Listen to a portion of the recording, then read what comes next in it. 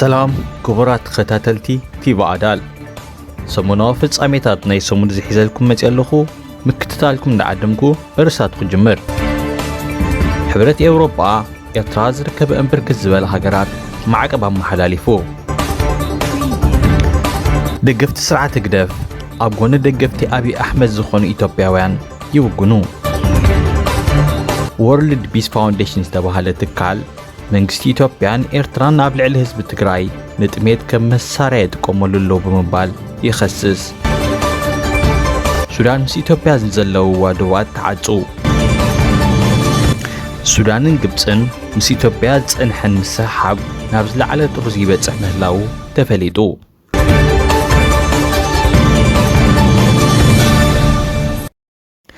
ሕብረት ኤውሮጳ ምክሓስ መሰል ደቂ ሰባት ይፍጽምና ኣሎ ኣብ ልዕሊ ዝተባሃለ ሃገራት ዝርከቡ ላዕለዎት መራሕቲ መንግስቲ ማዕቀብ ከም ዘመሓላለፈ ኣፍሊጡ ንሰበት ስልጣን ሩስያ ሰሜን ኮርያ ኤርትራ ደቡብ ሱዳንን ሊብያን ብዝምልከት ነተን ኣብዘን ሃገራት ዝካየድ ዘሎ ምክሓስ መሰል ደቂ ሰባት ብዝምልከት ኣብ ልዕሊ መራሕቲ ናይዘን ዝተጠቕሰ ሃገራት ኣብ ግምት ዘእተወ ማዕቀብ ምዃኑ እውን ተፈሊጡሎ ንኤርትራ ብዝምልከት ካብ ላዕለዎት ሓለፍቲ ግደፍ ማዕቀብ ዝተገበሩሎም ክኾኑ ከለዉ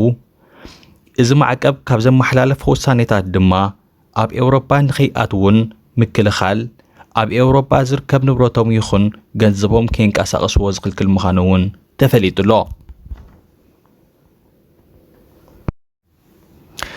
ኢትዮጵያውያን ኣብ ጉዳይ ሃገሮም ንዝደልይዎ ወገን ክድግፉ ንዘይደልይዎ ክቃወሙን መሰሎም እዩ ንዕኦም ድማ ይምልከት ንሕና ኤርትራውያን ተኾነውን ጉዳይ ሃገርና ንዓና ጥራይ ዝምልከት በሰንካ ኣመራርሓ ውልቀ መላኺ ኢሳያስ ግን ህዝብና ብዘይድሌቱን ኣብ ዘይምልከቶ ውግእን ዕሸላት ደቁ ክኸፍል ይግደድ ምህላው ዓለም ብዓለሙ ዝፈልጦ ሓቂ እዩ ነቲ ንኢትዮጵያ ዝመርሕ ዘሎ ስርዓት ንምድጋፍ ኣብ ዝቐረባ መዓልታት ኢትዮጵያውያን ሰላማዊ ሰልፊ ኣካይዶም እዮም እዞም ሰላማዊ ሰልፊ ዘካይዱ ኢትዮጵያውያን ኣብ ጉዳይ ሃገሮም ዘለዎም መርገጺ ንዓና ከም ህዝቢ ኣይምልከተናን እዩ እንተኾነ እዞም ኣኽረርቲ ኢትዮጵያውያን ልኡላውነት ሃገርና ዘይኣምኑን ቀይሕ ባሕሪ እውን ባሕርና ዝብል መርገጺ ሒዞም ዝጓዓዙ ምዃኖም ይፍለጥ እምበኣር እዞም ጉጅለ ኢትዮጵያውያን ልኡላውነት ሃገርና ንምክሓዝ ዝመጣጠሩ ዘለዉ ምዃኖም ምፍላጥ ኣገዳሲ እዩ እሞ ኣኽረርቲ ደገፍቲ ስርዓተ ግደፍ ምዞም ኢትዮጵያውያን ብሓባር ወፂኦም ነቲ ኣብ ኢትዮጵያ ስልጣን ሒዙ ዘሎ መሪሕነት ደገፎም ንምግላጽ ምውፅኦም ክድዓት ሃገር ዶ ኣይኮነን መርሒኦም ዝኸዶ ዘሎ ጉጉይ መንገዲ ውሒዱ እዞም ኣኽረርቲ ኣባላት ህግደፍ ከምዚ ዓይነት ሃገራዊ ክሕደት ኣብ ምፍጻም መውዓሎም ጽባሕ ንኮ ዝሕትት ምዃኑ ኩሉ ወዲ ሃገር ክግንዘቦ ይግባእ ወርልድ ፒስ ፋውንዴሽን ዝተባሃለ ትካል ከም ዝሓበሮ መንግስቲ ኢትዮጵያን መንግስቲ ኤርትራን ህዝቢ ትግራይ ኣብ ጥሜትን ሓደጋን ንኽወድቕ ብመደብ ይሰርሑ ኣለዉ ክብል ከሲሱ በዚ ዝተጠቐሰ ትካል ዝቐረበን 66 ገጽ ዝሓዘ መጽናዕታዊ ጽብጻብ ከም ዝሓበሮ ዝራእቲ ብምብልሻው ናይ ማይ መስኖ ብምዕናው ከምኡ ድማ ሰላማውያን ሰባት ንሕክምና ይኹን መግቢ ንኸይረኽቡ ብምእጋድ ዝካየድ ዘሎ ግበን ኮነ ኢልካ ሰላማውያን ሰባት ንጥሜትን ሓደጋን ንምቅላዕ ብመደብ ዝተታሕዘ ግበን ምዃኑ እውን ጠቒሱሎ ኣምነስቲ ብወገኑ ከም ዝጸብጸቦ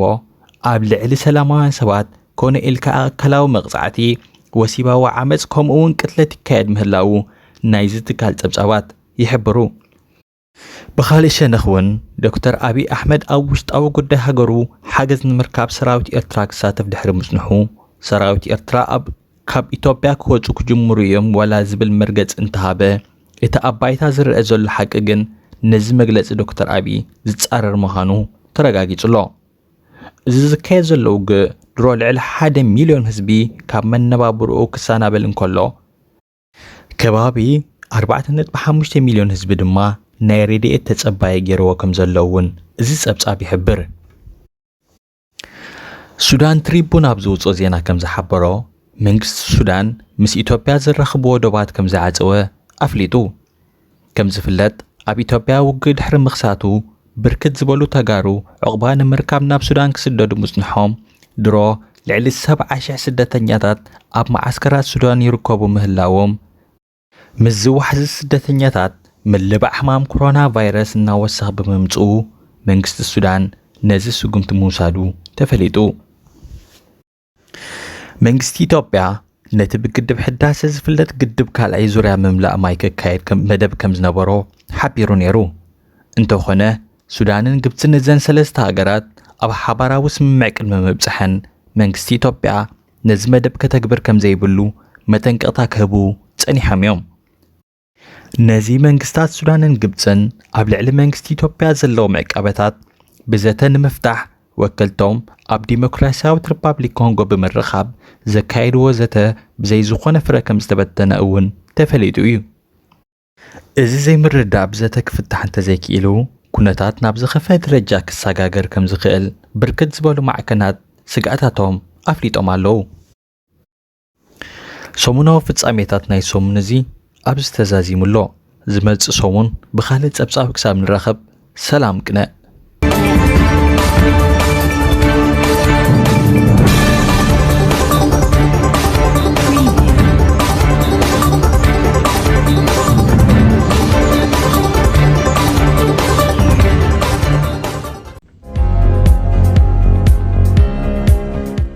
አዳል ድምፂ ኤርትራዊ ሃገራዊ ባይቶን ዴሞክራሲያዊ ለውጢ ንህልው ወግዓዊ ኩነታት ናብ ዝበለጠ ንምቕያርን ኣብ ለውጥን ሓሳባት ምግላጽን ዘተኮረ ድምፂ ህዝቢ ኤርትራ ኣብ ውሽጥን ኣብ ደገን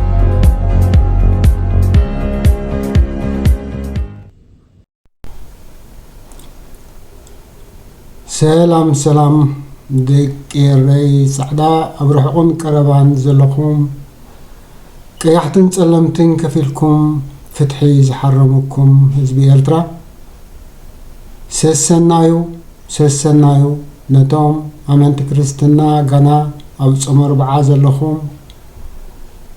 بروخ سناي زخونه صم مدمدمتا يبصحكم آمين نتوم أمانتي اسلمنا حواتنا قاحجي رمضان جميركم زلخوم رمضان كريم ኤርትራውያን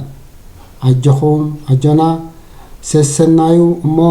حنتني إشتي نعاتاتهم زيت بقع أو حكس تمركوسات قدمي علاتني نبقى قبلكم ديك إري كلهم أتمنتاي حقيو أتجيجايو أتحسوتك حسوتي أما أب حق استمركسه نتهلو كنتاتنا نشتي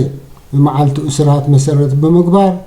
كتقصخ في الدنيا ما نباهم قبلكم نوي حكاية تزاربكم دكيري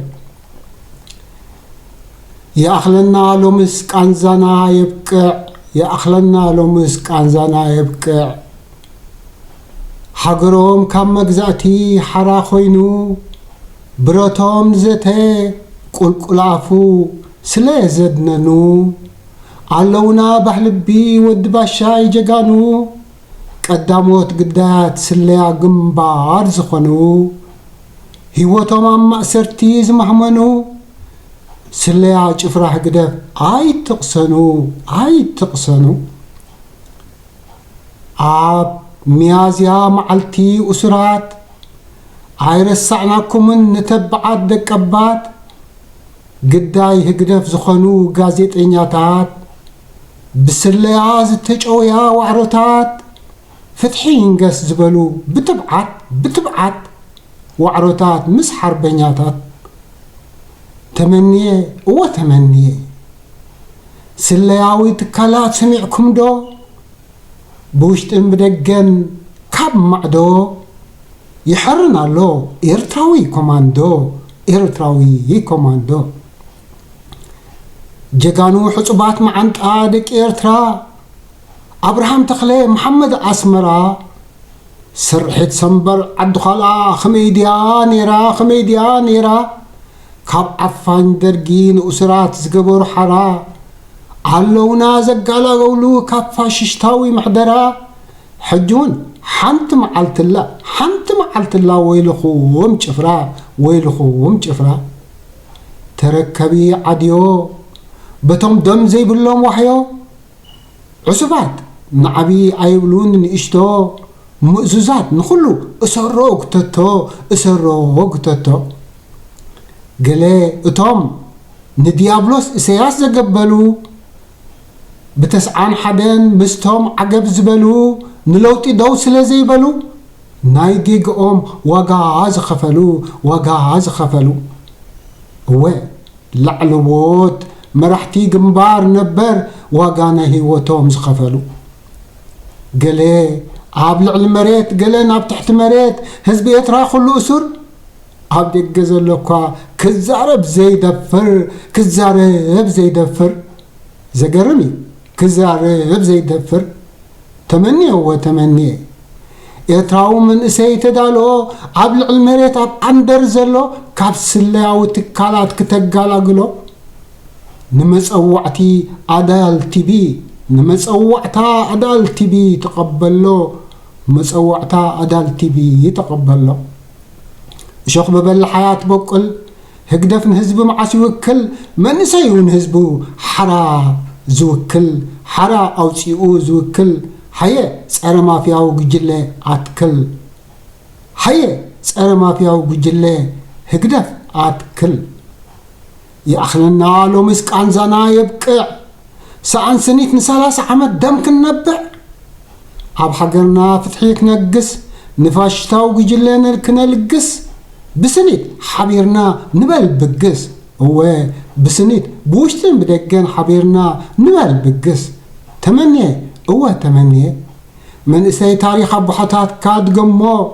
نبيت مأسرتي اندر هجمو نؤسرات حراق برمو لوطين حرنت بعلخا زمو هو بعلخا زمو مكل خال حالتات اننا حربيناتاتن وعرتاتن نفتحي نعدمو نتوم عدمنت عنان زحبهم أسرات بجغانو مدحن حزبهم كمتي ناي 75 ناي 77 عدل كقاطمهم كابز منيو حربيناتاتن وعرتاتن دليت فتحي إرتراويان هو دليت فتحي إرتراويان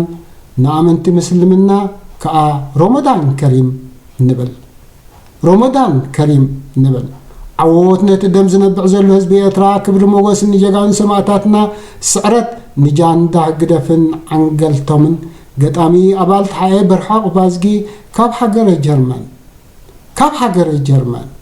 14 ميازيا كلتشحن عسران حدن